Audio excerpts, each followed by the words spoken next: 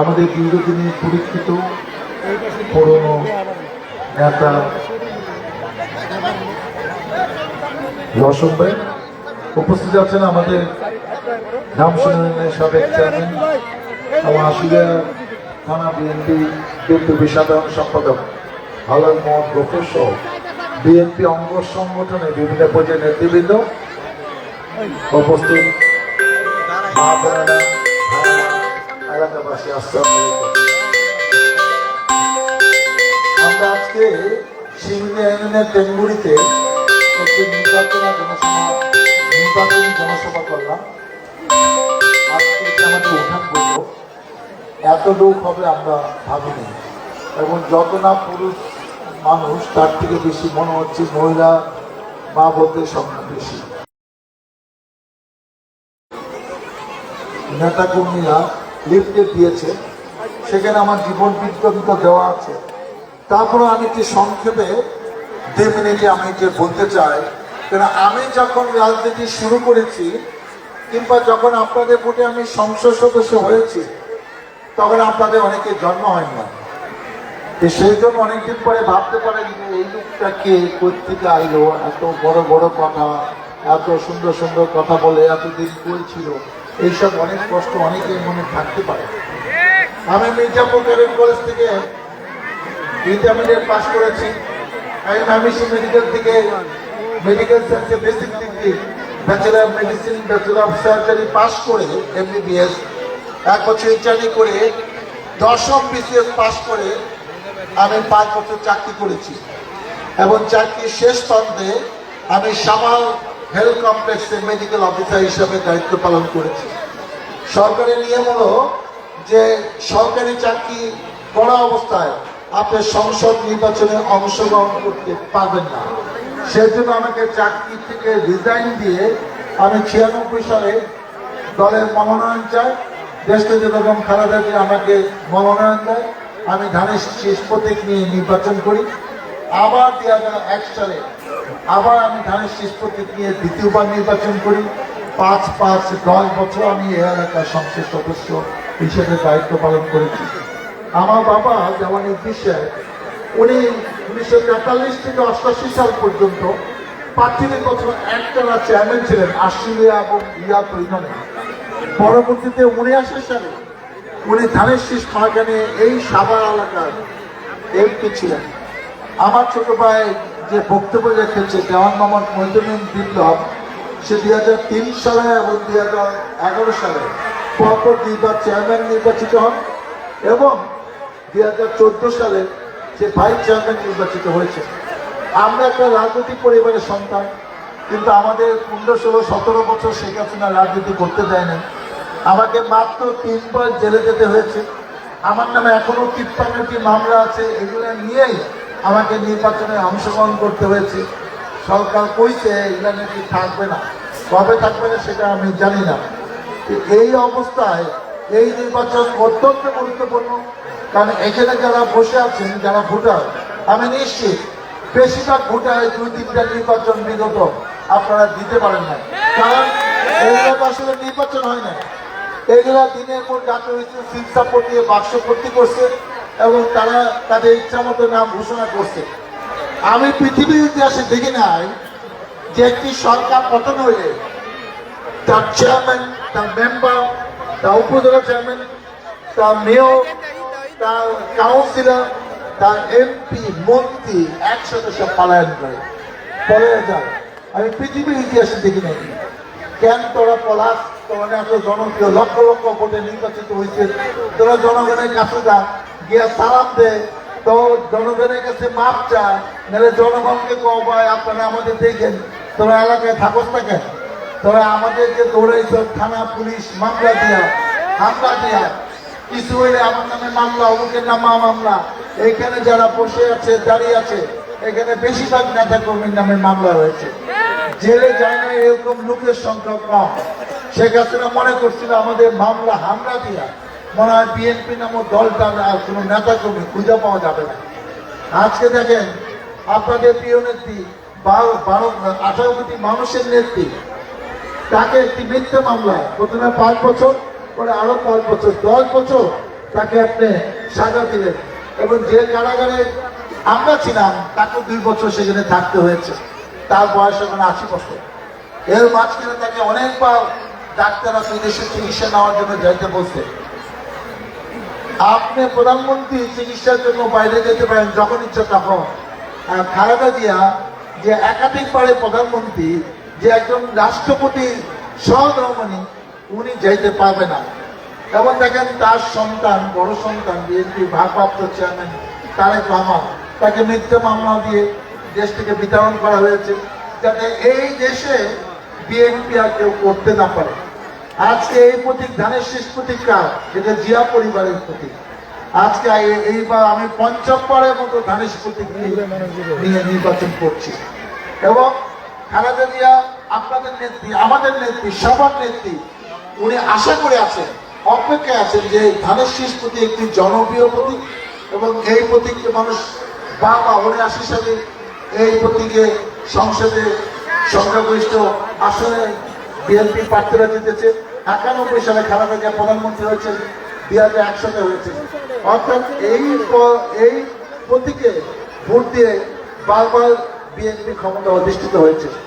উনি ৮০ বছর বয়সে চিন্তা করছেন, ভাবছেন যে মারা যাওয়ার আগে উনি দেখে যেতে চান যে এই দল এখনো জনপ্রিয়, এলাকাবাসী, গ্রামবাসীরা ধানের শীষ প্রতীকে ভোট দিয়ে বিএনপিকে ক্ষমতা অধিষ্ঠিত করবে এবং দেশ পরিচালনার দায়িত্ব পাবেন।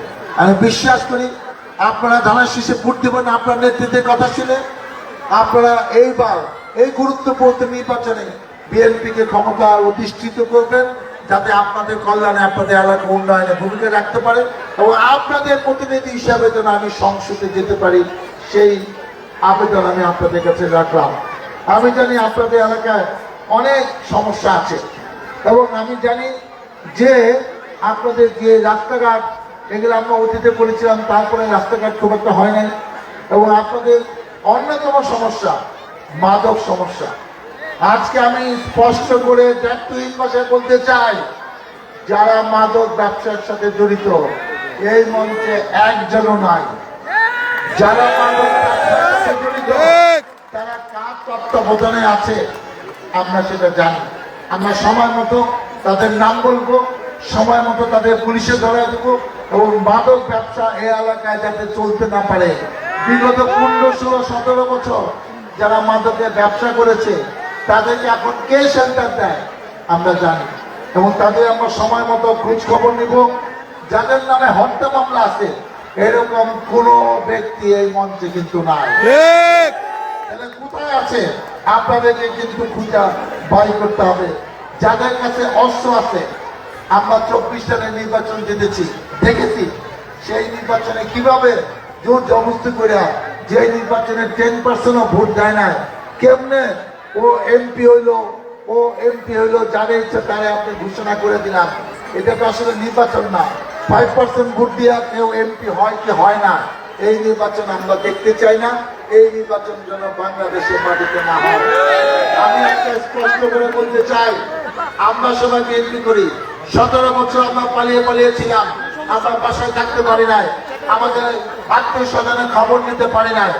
আজকে যারা আওয়ামী লীগের সাথে মিলেমিশে রাজনীতি করেছে, ব্যবসা ভাগ করেছে, ডিশের থেকে টাকা পাইছে, এখনো তারা মস্তানি করবে, আর সেই টাকা দিয়ে আওয়ামী লীগের লোককে শেল্টার দিবে, সেই দিন শেষ। যারা অনেক বড় মনে করে নিজে অনেক হ্যাডম আছে, তাদেরকে আমাদের সাথে সেই মঞ্চে রাজনীতি করতে পারেন। আমরাও জানি, আমরা পদ ছাড়াও রাজনীতি করেছি, পদ নিয়েও রাজনীতি করেছি। পদ নিয়ে এত অহংকার করার কিছু নাই। এই পদটা যখন থাকবে না, সালাম দেওয়ার লোক খুঁজে পাবেন না। 200, 400, 500 মোটরসাইকেল নেন, 10টা মোটরসাইকেল লোক খুঁজে পাবেন না। মোটরসাইকেলের রাজনীতি বাংলাদেশে নাই। আজকে মানুষের হাতে ভোগান্তি দিয়ে 2-3 ঘন্টা ধরে আলিটা রাস্তা মানুষ জামে বসেছিল। আপনি এই হেডাম কাকে টাকা, এই ক্ষমতা কিসের ক্ষমতা? বিএনপি একজন মনোনয়ন দিয়েছে 18 তারিখে, গত বছর তারেক জিয়ার সাথে আমার কথা হয়েছে। উনি বলেছে, ডাক্তার সালাউদ্দিন আপনাকে মনোনয়ন দেওয়া হলো, আপনি এখন থেকে কাজ করেন, কোন সমস্যা আমাকে জানাবেন। 3 তারিখে মহাসচিব ঘোষণা করেছে ডাক্তার সালাউদ্দিনকে মনোনয়ন দেওয়া হয়েছে।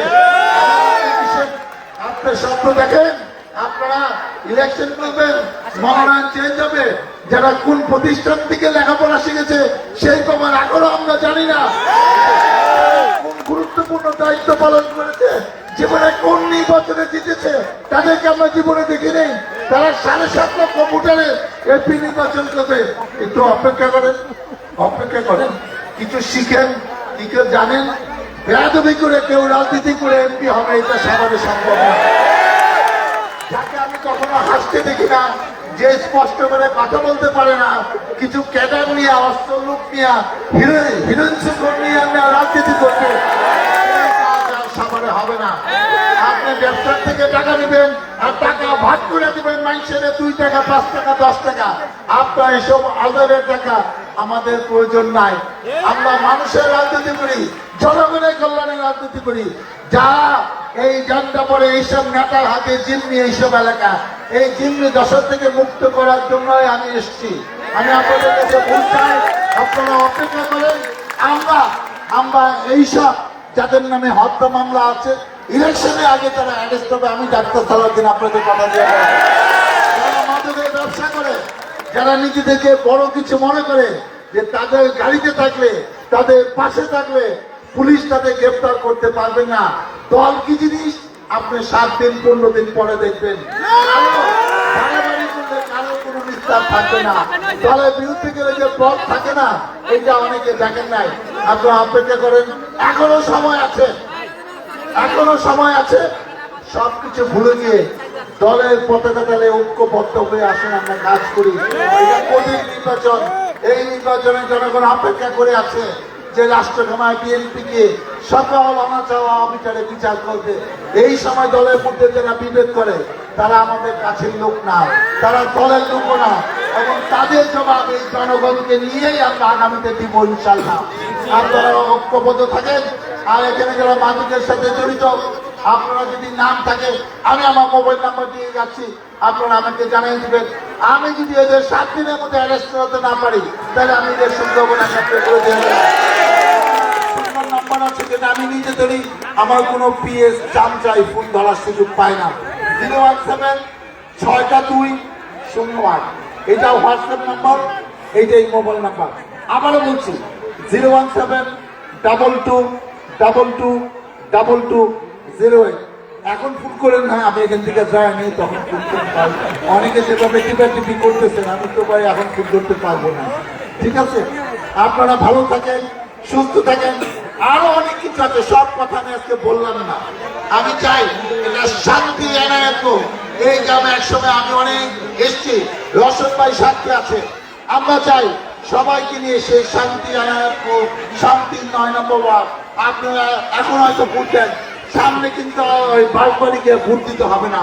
আমরা এইখানে আপনাদের কেন্দ্রের ব্যবস্থা করে দেবো। ভালো থাকেন, সুস্থ থাকেন। আমি আপনাদের কাছে দোয়া চাই, সমর্থন চাই, সহযোগিতা চাই। আপনাদের কাছে ধানের শীষে ভোট চাই।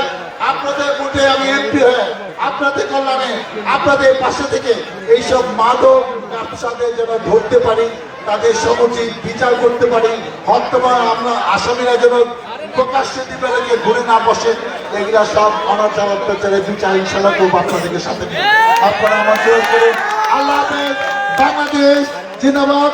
শহীদ জামা হোক, খালেদা জিন্দাবাদ, শহীদ তারেক রহমান জিন্দাবাদ। আমাদের মধ্যে বক্তব্য রাখছেন আজকের অনুষ্ঠানে সম্মানিত সভাপতি হাজী মোহাম্মদ